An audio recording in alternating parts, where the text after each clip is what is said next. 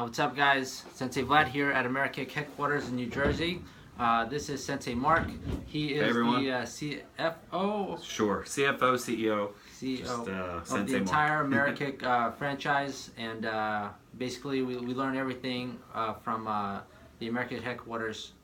So, Sensei Mark, what made you want to do martial arts? Well, you know, when I was a child, I would watch, I'm going back a long time ago, decades probably. For those of you who are my age in their 40s, there was these old Kung Fu shows on TV that I'd love to watch. And I always wanted to learn it, and I begged my parents to get me involved. And really where I lived, there was not a karate school, and my parents were moving anyway, so I had to wait about a year. But then finally when we moved, one of the conditions was they were going to enroll me into karate classes, which they did. And I went full steam ahead ever since then, and I was 10, 11 years old at that time. So we're talking 30 some years ago. Throughout those 30 years, did you go to like competitions? Did you compete? Yes, Did you go to I did.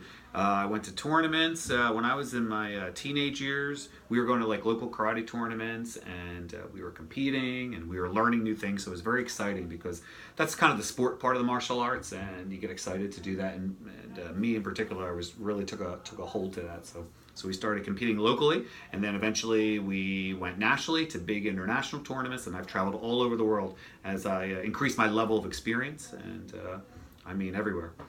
Awesome. Did you get a chance to win any world titles?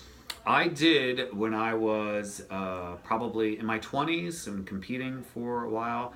I competed and won in weapons and in forms in the National Black Belt League. That was the big league back then. This was in the 90s. I know it's a long time ago, but we were able to travel all over, and I was able to do that. So I was very fortunate and very lucky. Awesome. So one of the benefits of the American, the entire, I guess, system that we have is we love to compete, and it actually boosts up the kids' motivation. It definitely boosted mine, and keeps us climbing and growing. This way, there's a never-ending journey in martial arts, right? Even after you finish competing. That's right. But going back to today's topic, you know, I noticed that a lot of kids, they come in and they usually have either an attitude problem or they argue, and then after a few classes, you kind of get to see their personality of like something really ticks them. And you know, I'm just curious, what's your take on you know, where do you feel like their attitude really can stem from? Well, you know, speaking from experience from teaching for a very long time, children of all ages, and seeing it at firsthand in my school, but then also being a parent of having some children, you know, there's areas of influence that our children go through. Of course, when they're very young, it's really the parents. We're really shaping them at those early ages of, you know, baby through 5 years old.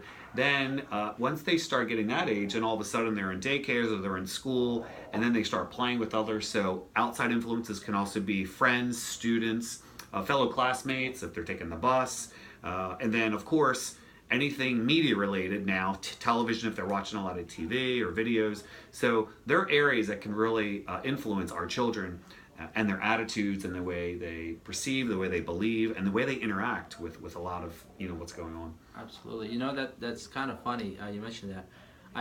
My son was watching a cartoon about these 7 little monkeys and their mom, and the entire outline of the entire cartoon is the 7 little monkeys. They wreak havoc wherever they go. They break everything. They destroy everything, and then the mom has to like fix everything up, and then she has to take them out. Right. So as my son is watching it, and then he finishes watching it, and then after a few days, I'm noticing that he's starting to mimic what he saw. So I'm starting to see that the visual education from cartoons can really affect the kid's personality.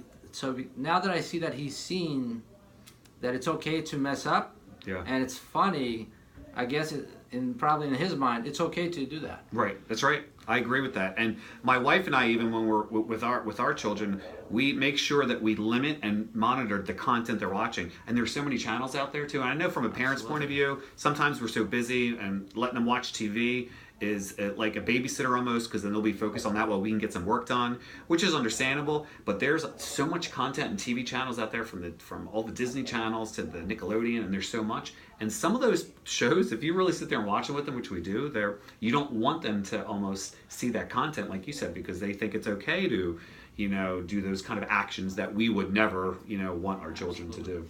There's this American cartoon called Peppa the Pig. Yes, I'm familiar with it. Yes. So my son was watching a Russian version of it. So it was translating it in Russian, and the kid asked the mom, "What's the password?" And the password was, "Dad has a big belly." It's not really cool to make fun of parents and say that it's okay to, I guess, nitpick on things that parents have the imperfection, and it's very undisciplinary, in my opinion. So things like that can really change and mold a kid's personality. That's right. Yep, I agree. So, what do you feel like would be a great solution or a suggestion to start improving a kid's mentality of what's okay and what's not okay, as far as if it's all right to argue, if it's all right to have an outburst, or how they should handle it? Well, from speaking from not only just a teacher but of a parent point of view, a few things to talk about that. One, I think from parents' and point of view, arguing in front of your children is not a very positive thing. It can be very negative, and when the children see you arguing amongst yourselves, for whatever reason, it can be something silly like who didn't put this away or left this out, or sometimes it can escalate.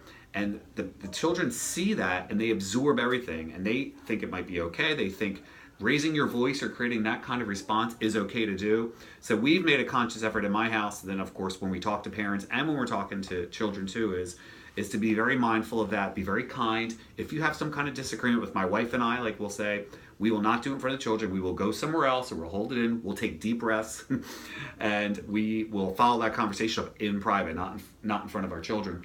And that, I think, has made a profound effect and difference, on children lashing out or thinking it's okay or being disrespectful.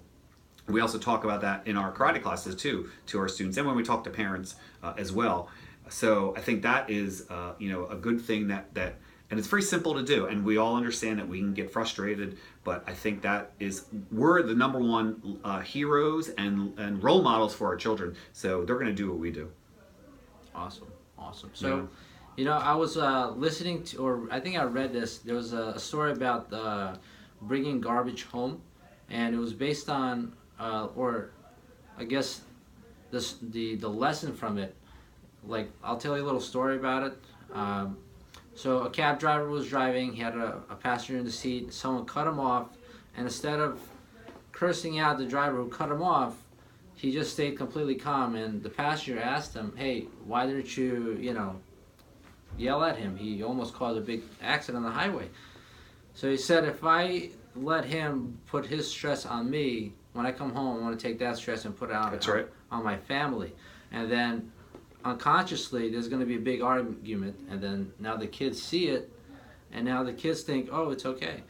So, one big thing that I noticed even in my family, at our house, if one of us came home a little bit irritated or upset after a long day, we start talking, but for some reason something just ticked, and we start raising our voice, and then someone said yes, no, or something, and now when I asked my kid to go do something, and he'd be like, "No," and now I'm starting to think, where's that from? Right. And now I'm like, yeah, man, I gotta keep my garbage, I gotta keep all the garbage outside of the house. So make sure. That's a great analogy of keeping the garbage, like you said, outside the house. Yeah. So great suggestion for kids to reduce their argument or their stress level is to monitor what they're watching on their tablets, and make sure that it's very, very educational cartoons if they watch the cartoons, and do your very, very best to argue outside, when your kids are not around.